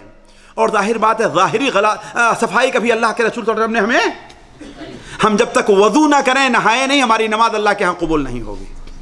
ہم جب تک پاک اور صاف رہیں باوضو ہو کر کے ہم قرآن مجید کو لے کر کے پڑھ نہیں سکتے. ہے بات صحیح کہ نہیں صحیح ہے؟ ہمارا طواف صحیح نہیں ہوگا، بلکہ اللہ کے رسول صلی اللہ علیہ وسلم نے یہاں تک بیان فرمایا وَلَا يُحَافِظُ إِلَّا عَلَى الْوَضُوءِ إِلَّا مُؤْمِن، وضو کے اوپر محافظت وہی کرتا ہے جو سچا مومن ہوا کرتا ہے۔ تو نبی کریم صلی اللہ علیہ وسلم کی آمد کا یہ مقصد کہ آپ لوگوں کا تزکیہ کرتے ہیں، قرآن مجید میں کئی جگہ بیان کیا ہے اللہ تعالیٰ نے۔ میں اس تفصیل میں نہیں جانا، صرف یہ اشارہ کرنا چاہتا ہوں کہ آخر آپ لوگوں کا تزکیہ کیسے کرتے تھے۔ ساتھیوں، دو طریقے سے کرتے تھے۔ ایک تو یہ ہے کہ آپ لوگوں کو ان کاموں کا حکم دیا کرتے تھے جو انسان کے تزکیہ کا سبب بنے، ہے کہ نہیں؟ گویا عبادات کا، دیکھ لیجئے ساتھیوں، یہ بات ہمیشہ نوٹ کرنا چاہیے، ہمیشہ اپنے ذہن میں رکھنا چاہیے کہ کوئی بھی آدمی صرف نظریاتی طور پر کسی چیز کو دیکھ کر کے اس میں کمال نہیں حاصل کر سکتا۔ مثال کے طور پر ایک شخص ہے، فٹ بال کھیلنے، کرکٹ کھیلنے کی جو اصول ہیں وہ دیکھتا رہے اور کیا ہے، پڑھتا رہے، وہ اچھا کھلاڑی بن جائے گا؟ اور صرف اپنے آپ کھیلے تو اچھا کھلاڑی بن جائے گا؟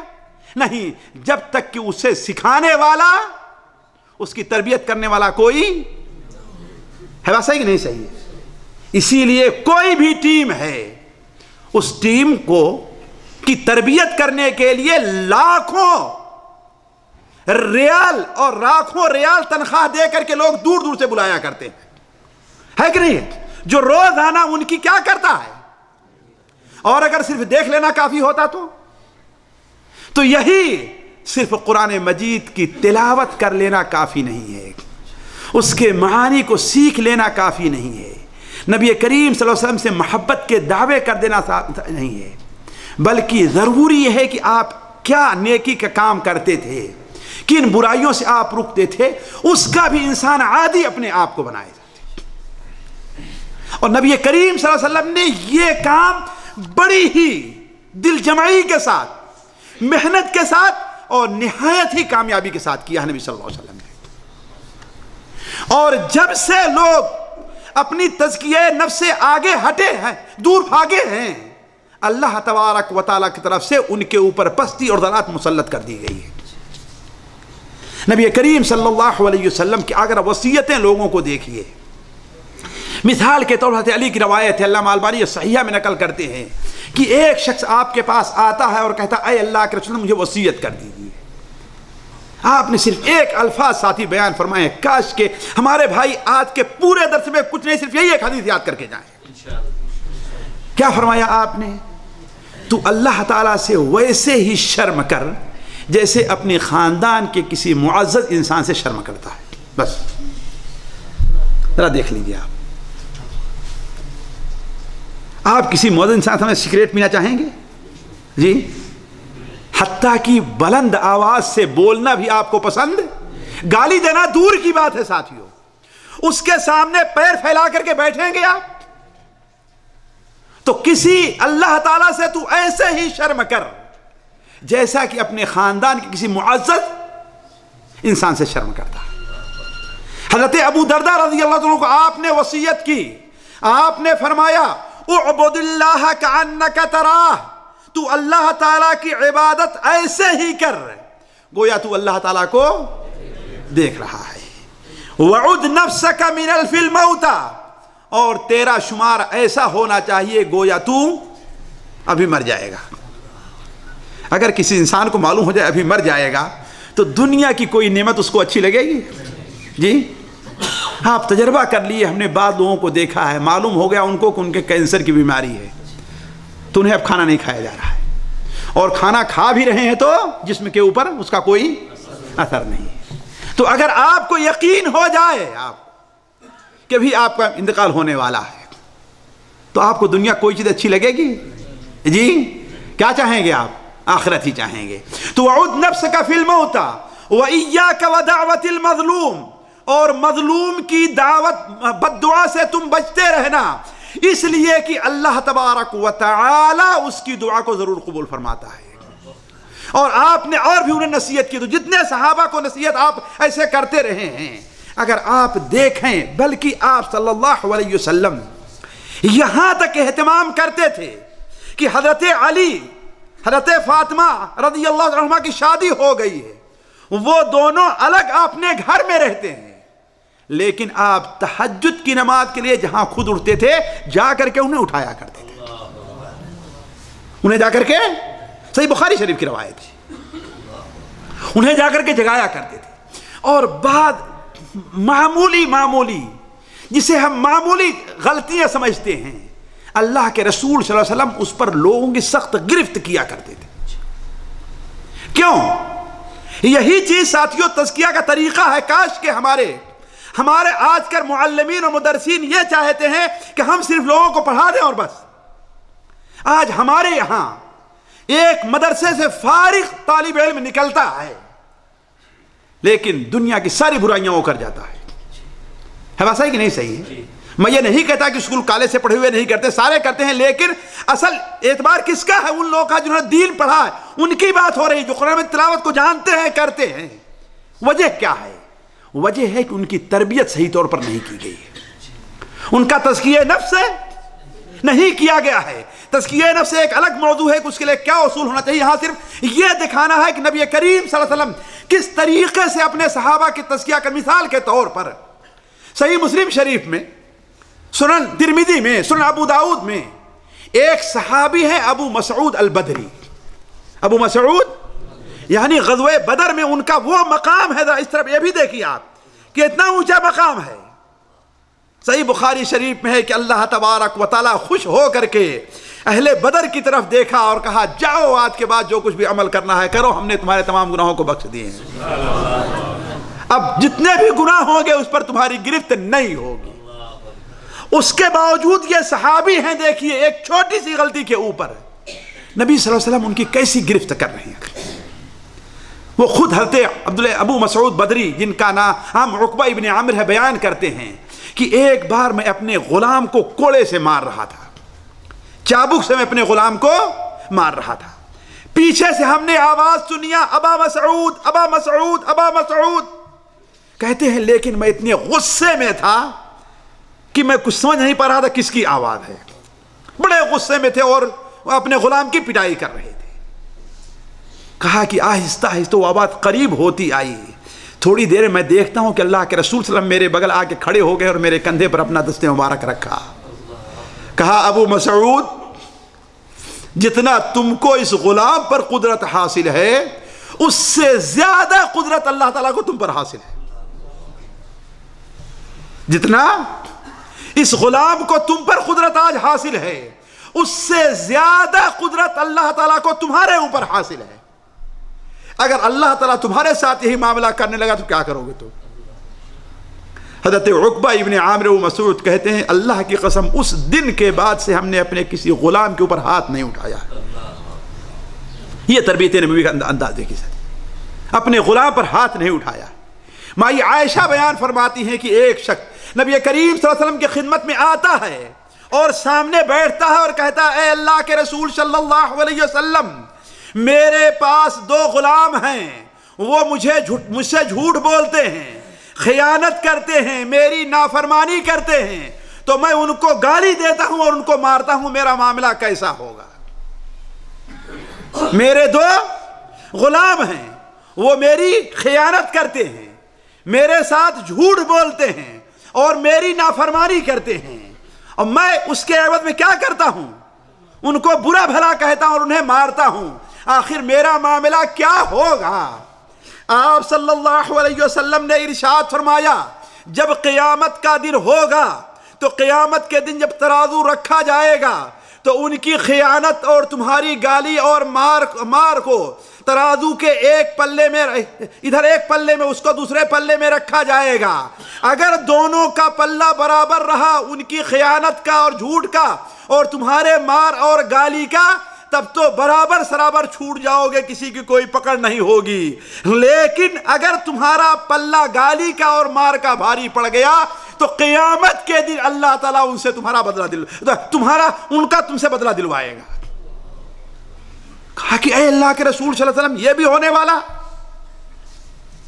ہونے والا ذرا سوچیں، وہ لوگ صرف ان کی اپنی ایک غلطی کے اوپر توجہ کر لیں کہ جو عید میلاد مناتے ہیں اور ذہنی طور پر وہ ان کے ساتھ مشابہت موافقت نہیں رکھتا ہے، اس کے بارے میں کتنی بری بری الفاظ یاد کرتے ہیں ذرا سوچیے. وہ گالیاں دے رہے ہیں، ان کو خائن سمجھ رہے ہیں، ان کو گستاخ رسول سمجھ رہے ہیں. کبھی انہوں نے اس باتوں کو شریعت کے معیار پر پرکھا؟ کبھی یاد کیا کہ ایک دن اللہ تعالیٰ انصاف کی کرسی پر بیٹھنے والا ہے اور انصاف کا ترازو رکھا جائے گا؟ اللہ تعالیٰ فرماتا ہے وَنَدْعُ الْمَوَازِينَ الْقِسْطَ لِيَوْمِ الْقِيَامَةِ فَلَا تُظْلَمُ نَفْسٌ شَيْئًا وَإِنْ كَانَ مِثْقَالَ حَبَّةٍ مِّنْ خَرْدَلٍ أَتَيْنَا بِهَا وَكَفَىٰ بِنَا حَاسِبِينَ. جس دن انصاف کا ترازو رکھا جائے گا، وَنَدْعُ الْمَوَازِينَ الْقِسْطَ لِيَوْمِ الْقِيَامَةِ، قیامت کے دن، اس دن کسی کے اوپر کوئی ظلم نہیں کیا جائے گا.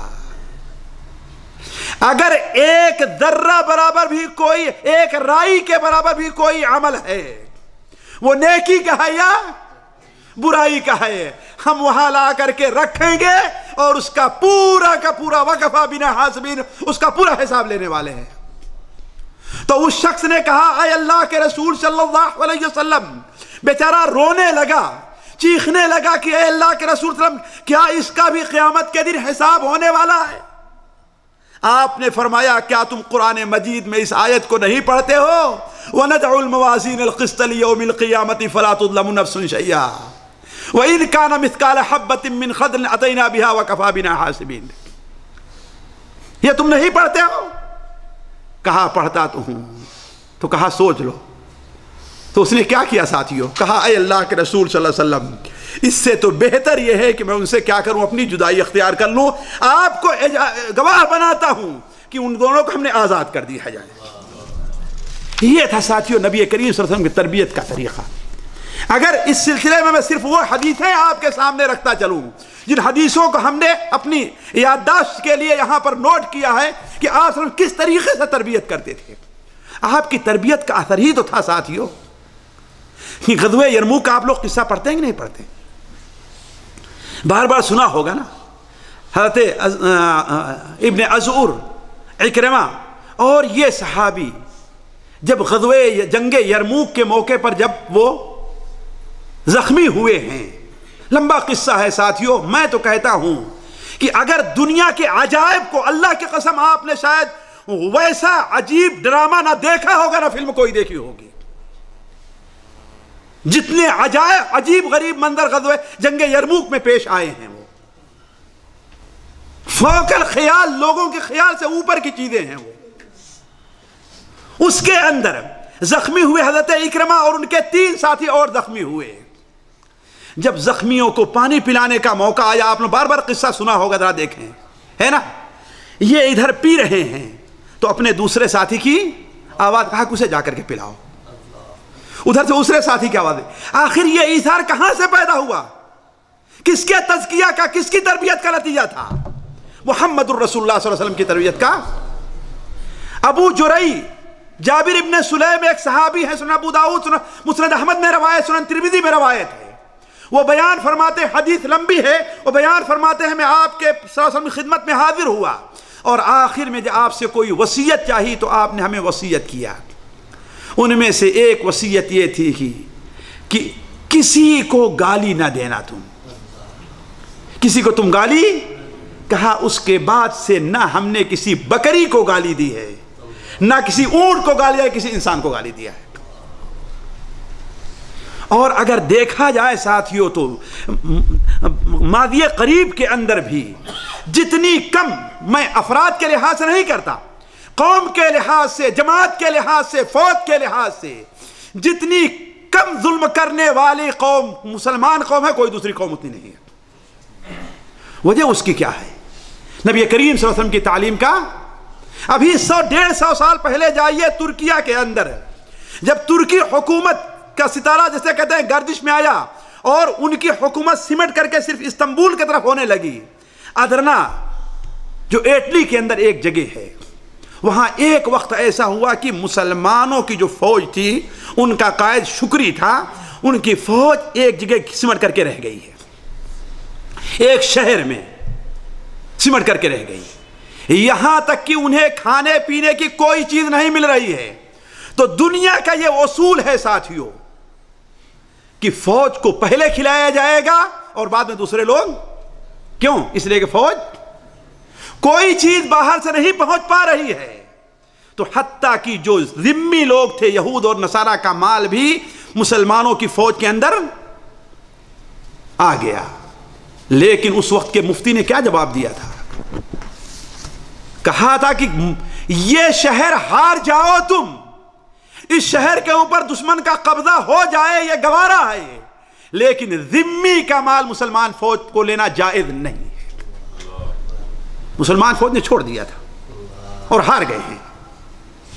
اسی کو اقبال نے کہا ہے نا، یورپ میں جس گھڑی حق و باطل کی چھڑ گئی، حق خنجر آزمائی پہ مجبور ہو گیا، گرد صلیب گرد قمر حلقہ زن ہوئی، شکری حصار درنہ میں محصور ہو گیا، آخر امیر لشکر ترکی کے حکم سے آئین جنگ شہر کا دستور ہو گیا، ہر شے ہوئی خزینہ لشکر میں منتقل، شاہی گدائے دانے عصفور ہو گیا، لیکن فقیہ شہر جس دم سنی یہ بات، گرما کے مثل سائقہ طور ہو گیا، ذمی کمال لشکر مسلم پہ ہے حرام، فتویٰ تمام شہر میں مشہور ہو گیا، چھوتی نہ تھی یہود و نصارہ کمال فوج، مسلم خدا کے حکم پہ مجبور ہو گیا۔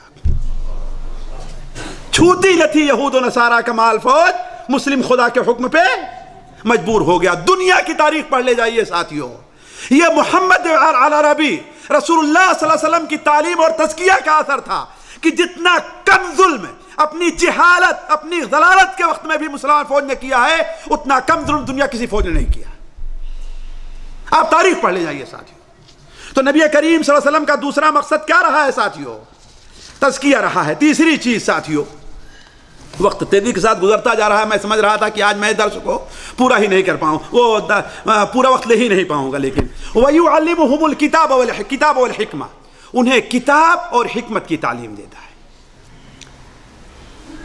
کتاب کی تعلیم اور یعنی کتاب مجید جس کی آیتیں پڑھ کر کے سناتا ہے، صرف آیتیں ہی پڑھ کر کے سناتا نہیں ہے، ان کے معانی اور مفہوم بھی بیان کرتا ہے۔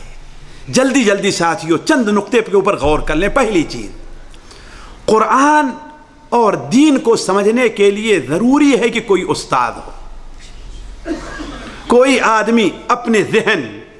آج بہت سے لوگ کہتے ہیں کہ آج کیا ہے، کتابیں اردو میں ترجمہ ہو کر کے آئی ہیں، ہم تحقیق کر لیں گے۔ کہتے ہیں کہ نہیں کہتے؟ ہم تحقیق کر لیں گے۔ ذرا بتائیے، صحابہ کرام سے بڑا عربی کو سمجھنے والا کوئی تھا؟ جی کوئی تھا سمجھنے والا؟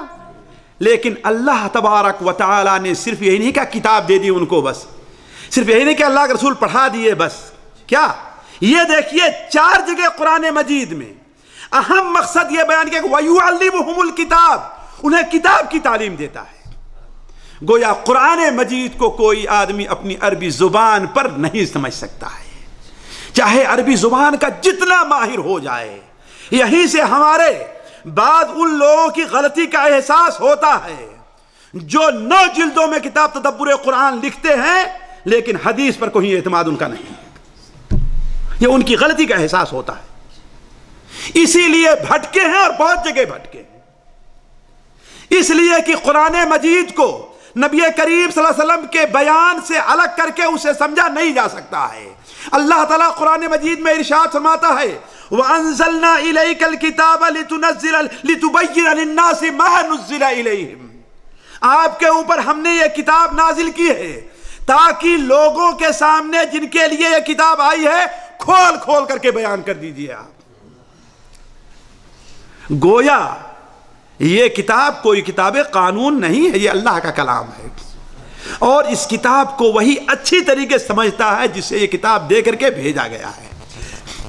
اسی لیے حضرت جابر بن عبداللہ رضی اللہ تعالیٰ عنہ، حضرت جابر بن عبداللہ یہ بیان فرماتے ہیں کہ اللہ کے رسول صلی اللہ علیہ ينزل القرآن وهو يعلم تأویلہ، اللہ کے رسول صلی اللہ علیہ وسلم پر قرآن نازل ہوا اور قرآن کی صحیح تفسیر وہی جانتے تھے، کوئی دوسرا نہیں جانتا تھا۔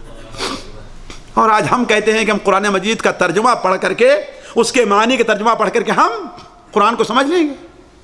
نہیں، ضروری یہ ہے کہ اللہ کے رسول صلی اللہ علیہ وسلم نے جس روشنی میں صحابہ کو سمجھایا ہے اس میں سمجھنے کی کوشش۔ صرف 2 مثالیں دیتا ہوں ساتھیوں کہ صحابہ سے بسا اوقات قرآن سمجھنے میں کیسے غلطی ہوتی تھی۔ اگر اس کو آپ سوچ لیں تو معلوم ہو جائے گا کہ ہاں کس طریقے سے ہم سے غلطی۔ جب قرآن کے ڈائریکٹ مخاطب کون تھے؟ صحابہ تھے نا۔ جس زمانے میں قرآن نازل ہوا ہے، عربی کے لوگ اپنے کو عربی میں اتنا ماہر سمجھتے تھے کہ دوسروں کو عجمی کہا کرتے تھے، یعنی گونگا کہا کرتے تھے، ہے کہ نہیں؟ اسی لیے میں کہتا ہوں خارجی جو پیدا ہوئے ہیں ان کے سب سے بڑی گمراہی یہی تھی کہ انہوں نے قرآن کو اور حدیث کو صحابہ کے طور پر، صحابہ اپنے سمجھ کو آگے بڑھانا شروع کر دیا۔ آج ایک آدمی ہے 4 جماعت 6 جماعت پڑھ کر کے نکلتا ہے اور کہتا ہے کیا میں کسی کا مقلد ہوں؟ کیا ہم نے کسی کلمہ پڑھا ہے؟ ہم نے جو سمجھا ہے قرآن حدیث سے وہی سارا ہے۔ ذرا سوچیں آپ، یہ گمراہی لوگوں کی۔ نبی کریم صلی اللہ علیہ وسلم کے ایک صحابی عدی ابن حاتم رضی اللہ تعالی عنہ، عدی ابن حاتم کہتے ہیں کہ جب ہم نے قرآن مجید کی یہ آیت پڑھی کہ کلوا واشربوا حتی یتبین لکم الخیط الابیض من الخیط الاسود من الفجر، تم کھاؤ اور پیو یہاں تک کہ کالا دھاگا ہے نا فجر کے سفید دھاگے سے واضح ہو جائے۔ تو کہا رات میں مجھے دن میں روزہ رکھنا تھا، رات میں ہم نے 2 رسیاں لیں، ایک کالی اور ایک سفید، اور اپنے تکیہ کے نیچے رکھ کر کے لیٹ گیا۔ اب اس کو دیکھتا رہا اور کھاتا رہا، اب فجر ہونے ہی نہیں آ رہی ہے کہ نہیں ہے؟ اتنے فجر کی اذان ہو گئی اور ابھی تک میں روزہ کھا رہا ہوں۔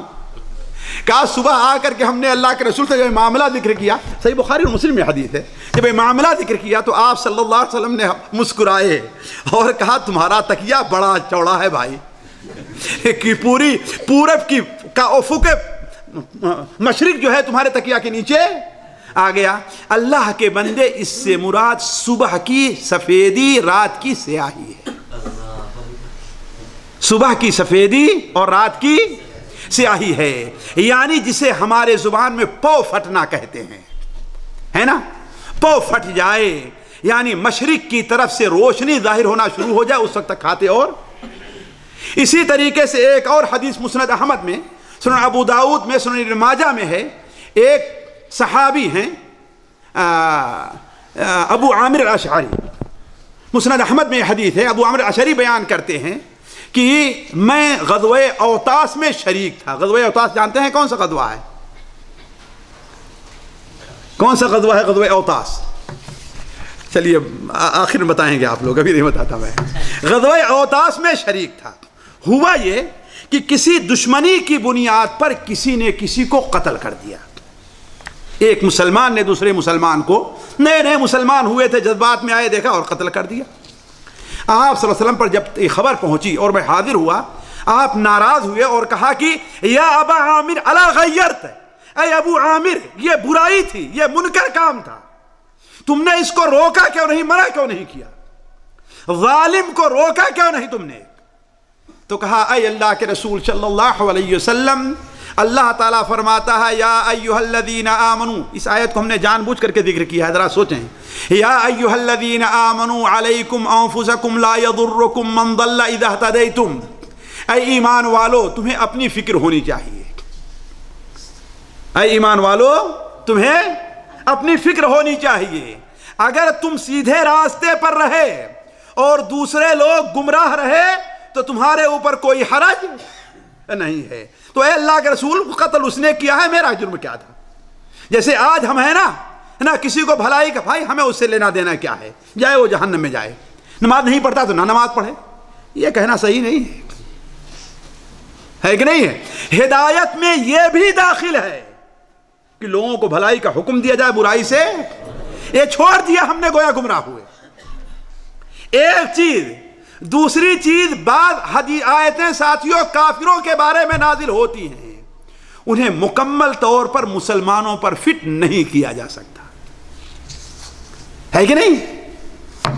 تو آپ صلی اللہ علیہ وسلم حضرت ابو عامر کا یہ حجت سن کر کے ناراض ہوئے، کہا کہ اب قرآن کی تفسیر اپنے سے کرنا شروع کر دیا تم نے، اپنے سے کہنا شروع کر دیا تم نے، حالانکہ اللہ تعالیٰ کا فرمان ہے یا ایھا الذین آمنوا لا یضرکم من ضل من الکفار اذا ہدیتم۔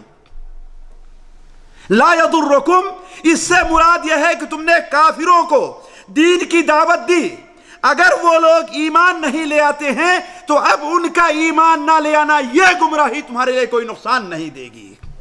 یہ نہیں ہے کہ کوئی مسلمان غلطی کرا تم سے چھوڑ منع ہی نہ کرو۔ تو اس طریقے سے ساتھیوں اگر مثالیں پیش کی جائیں تو ایک نہیں دو نہیں سینکڑوں مثالیں ایسی ہوں گی کہ نبی کریم صلی اللہ علیہ وسلم صحابہ کرام کو کس کی تعلیم دیا کرتے تھے؟ کتاب یعنی قرآن مجید کی تفسیر بھی۔ اسی لیے ساتھیوں اگر کسی آیت کی کوئی تفسیر صحابی نے نہیں سمجھی ہے اور صحابہ سے سیکھنے والے تابعین نے نہیں سمجھی ہے تو ہمارے لیے وہ تفسیر کرنا جائز نہیں ہے کہ نہیں؟ ہم اس کی کوئی ایسی تفسیر کریں جو تفسیر صحابہ نے اور تابعین نے نہ کی ہو، یہ جائز نہیں ہے۔ ضروری یہ ہے کہ ہم تفسیر میں چاہے قرآن کی ہے یا حدیث کی ہے صحابہ کے طریقے کو لازم پکڑیں۔ ساتھیوں چوتھی چیز جس کے لیے وقت نہیں ہے میں صرف اشارہ کرتے چلا ہوں کہ حکمت کی بھی تعلیم دیتے تھے۔ حکمت سے مراد کیا ہے ساتھیوں؟ تمام مفسرین کا اس سے پر اتفاق ہے کہ اس سے مراد حدیث ہے۔ کیا ہے؟ اس سے مراد حدیث ہے، یعنی صرف قرآن مجید ہی کی تعلیم نہیں بلکہ حدیث کی بھی۔ حدیث کیا چیز ہے ساتھیوں؟ نبی کریم صلی اللہ علیہ وسلم کے قول، فعل، آپ کا طور طریقہ جو ہے یہی تو حدیث ہے کہ نہیں؟ یہیں سے ان لوگوں کی گمراہی ثابت ہوتی ہے جو کہتے ہیں ہمارے لیے کتاب کافی ہے، کتاب اللہ کافی ہے، ہمیں حدیث پڑھنے کی ضرورت، اور اس کے لیے عجیب و غریب حجتیں پیش کرتے ہیں۔ کسی دوسرے موقع سے حجت حدیث کے طور پر حجت حدیث سے متعلق آپ کے سامنے بات تفصیل سے رکھی جائے گی۔ آج یہ موقع نہیں کہ میں اس کے بارے میں تفصیل رکھوں، صرف یہ کہنا ہے کہ نبی کریم صلی اللہ علیہ وسلم کی بعثت کا یہ مقصد ہے ساتھیوں۔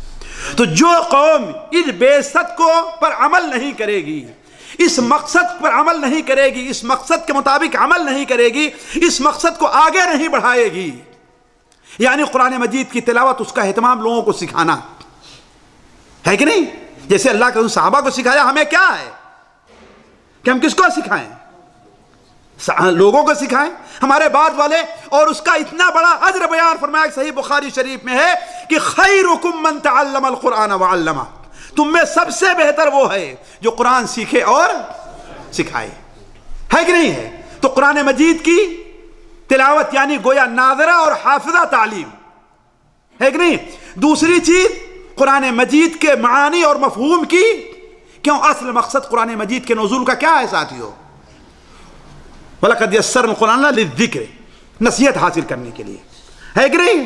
یہی نہیں کہ آج آپ کی عمر 50 سال ہو گئی، 40 سال ہو گئی، آپ سورہ فاتحہ کا بھی ترجمہ نہیں جانتے ہیں۔ یہ بھی نبی کریم صلی اللہ علیہ وسلم کی بعثت کا جو مقصد ہے اس کے خلاف ہے۔ اور تیسری چیز تزکیہ، کیا؟ یعنی تزکیہ سے مراد کیا ہے؟ گویا انسان کو نیک کام کا عادی بنانا اور برے کاموں سے دور رہنے کا عادی بنا دینا ہے نا؟ یہی چیز کیا ہے؟ ظاہر اور باطن طور پر اس کے اندر اللہ تبارک و تعالیٰ کا خوف اور تقوی کو جاگزی کرنا، یہی چیز کیا ہے؟ تزکیہ۔ اس پر تربیت کی جائے جسے ہم تربیت کہتے ہیں۔ اور چوتھی چیز حکمت یعنی حدیث کی تعلیم، جس سے متعلق آپ نے بیان فرمایا نضر اللہ امرأ، حضرت عبداللہ مسعود کی روایت سنن ترمذی وغیرہ میں، اللہ تعالیٰ اس شخص کے چہرے کو تر و تازہ رکھے۔ کس سے؟ جس نے مجھ سے کوئی ایک حدیث سنی اور اس حدیث کو دوسروں تک پہنچا دیا۔ سنن ابو داؤد میں ہے تسمعون منی ویسمع منکم ویسمع من یسمع منکم، تم مجھ سے یہ حدیثیں سن رہے ہو اور تمہارے بعد جو لوگ آنے والے ہیں وہ تم سے سنیں گے، ہے نا؟ اور ان کے بعد جو لوگ آنے والے ہیں ان کے بعد سنیں گے۔ ساتھیوں میں اس حدیث کے اوپر غور کرنے لگا تو آپ نے صحابہ کا لیا، صحابہ سے کون سنیں گے؟ تابعین، تابعین سے، اور تبع تابعین کے بعد کتابوں کے لکھنے کا سلسلہ زوروں پر آ گیا ہے کہ نہیں ہے؟ तबा ताबीन किताबों के लिखने का, हदीसों के लिखने का क्या है। इसीलिए आपने कितनी बार, 2-3 बार की बड़ी अहमियत बयान फरमाई है। तुम मुझसे सुनोगे, तुमसे वो लोग सुनेंगे जो तुम्हारे बाद आ रहे हैं, और उनसे वो लोग सुनेंगे जो उनके बाद आ रहे हैं। और जाहिर बात है ये ऐसी चीज है साथियों, नबी करीम सल्लल्लाहु अलैहि वसल्लम का फरमान, सनद ये कि दुनिया में आज हमारे ऊपर लोग एतराज करते हैं कि आप कहते हैं आप अहले हदीस हैं, तो सनद का सबूत हदीसों से दे दीजिए। ये उनकी जहालत चूंकि मालूम नहीं है कि नहीं। सनद का सबूत हदीसों से है, और सनद की तहकीक का सबूत भी हदीस और कुरान से है कि नहीं। या अय्युहल्लज़ीना आमनू इन जाकुम फासिकुम बिनबइन फतबय्यनू, ऐ ईमान वालो, अगर तुम्हारे पास कोई खबर लेकर के आ रहा है फासिक, तो उसके बारे में क्या तहकीक कर लो। और सहाबा और ताबईन इस पर अमल किए हैं, हदीसों की तहकीक की।